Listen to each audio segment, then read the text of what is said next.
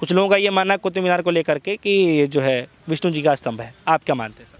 देखिए, जो कुछ ऐतिहासिक है वो ऐतिहासिक है, लेकिन मेरा मानना तो ये है कि हमें इतिहास की गलतियों से सबक लेना चाहिए। कोई भी चीज़ शाश्वत नहीं है, खासतौर से ना कोई बुत शाश्वत है, ना कोई मंदिर शाश्वत है, ना कोई मस्जिद शाश्वत है।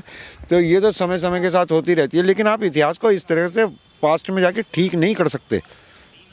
दूसरी चीज़ जो मेरा महत्वपूर्ण सवाल है वो आपसे भी और आपके सारे श्रोताओं से है, सारे दर्शकों से है।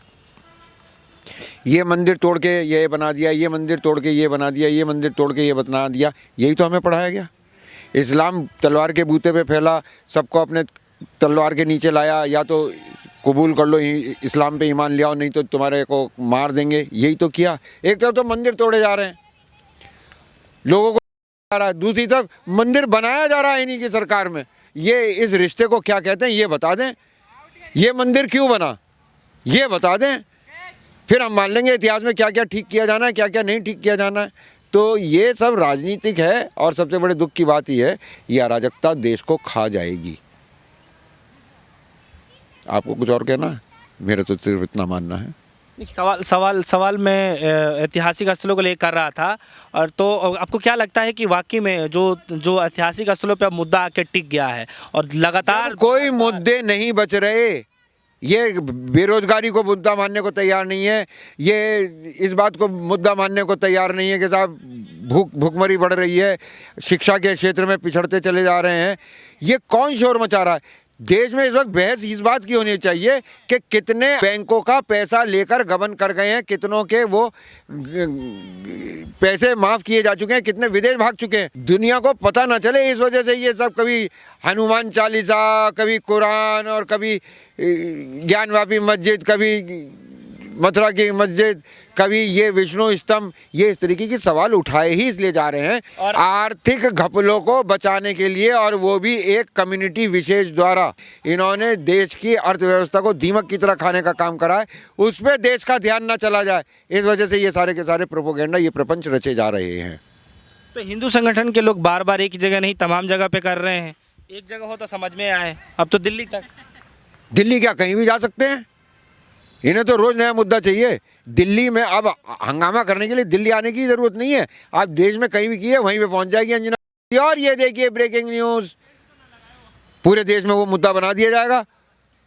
ये सारे के सारे आर्थिक जो घपले घोटाले हिंदुस्तान में हुए हैं, कुछ तो डिसबैलेंस हुआ है। जब एक तरफ बेरोजगारों की संख्या बढ़ती चली जा रही है, जब मुफ्त में राशन देने वालों की तादाद करोड़ों में हो रही है, तब 10,000 करोड़ रुपए रोज के हिसाब से पैसे कमाए अडानी साहब ने। कौन सा धंधा है वो 30,000 करोड़ जो पकड़े गई थी हीरोइन वहां पे, उसका क्या हुआ? कितनी बड़ी तरक्की वो एक तरफ कर रहे हैं। तो ये व्यापारियों को, और ख़ासतौर से कुछ विशेष कम्युनिटी के व्यापारियों को, जो लूट इनसे करवाई गई है, उसको छुपाने के लिए ये बेमतलब के मुद्दे, कभी राज ठाकरे कुछ कहने लगते हैं, कभी कोई कुछ कहने लगता है, ये मुद्दे इसीलिए पैदा किए जा रहे हैं मेरे दोस्त। क्या इस पे आपको लगता है कि इसके पीछे भी कोई राजनीति की जा रही है? ये प्योर राजनीति है, इसका धर्म से कोई लेना देना नहीं है, इसका राष्ट्र से कोई लेना देना नहीं है। बस जनता के सामने ये ना आ पाए कि नीरव मोदी ये पैसे लेके, विजय माल्या ये पैसे लेके, ये लोग गए कहाँ, ये पैसे कहाँ जा रहे हैं, सिंगल साहब को जवाब ना देना पड़े कि ये पैसे गए कहाँ।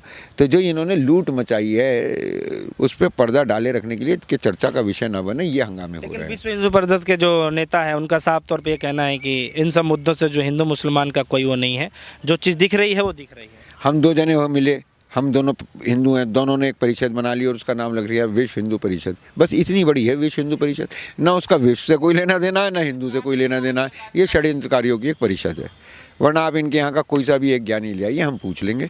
ये 4 लोगों का जमघट होता है, कोई भी नाम रख लो, अंतर्राष्ट्रीय हिंदू संगठन हो गया। फिर से बोल रहे हैं ना 17 तो फिलहाल डिटेन कर लिया गया जो भी हिंदू संगठन के लोग गए थे कुतुब मीनार के बाहर, और फिर से कह रहे हैं सैया भाई कोतवाल तो डर काहे का, पब्लिसिटी मिल रही है, वहाँ भी अच्छी खासी खातिरदारी होती है, फिर पार्टी में नंबर भी चढ़ते हैं, नेता पीठ थपथपाते हैं, अमित शाह कहेंगे बहुत अच्छा काम किया आपने, मोदी जी कहेंगे हाँ आप आए बहुत अच्छा काम कर रहे हैं आप। तो जब उनका संरक्षण प्राप्त है है, तो ये राजनीतिक नंबर बढ़ाने के चक्कर में इस तरीके की ऊटपटांग हरकतें करते रहेंगे।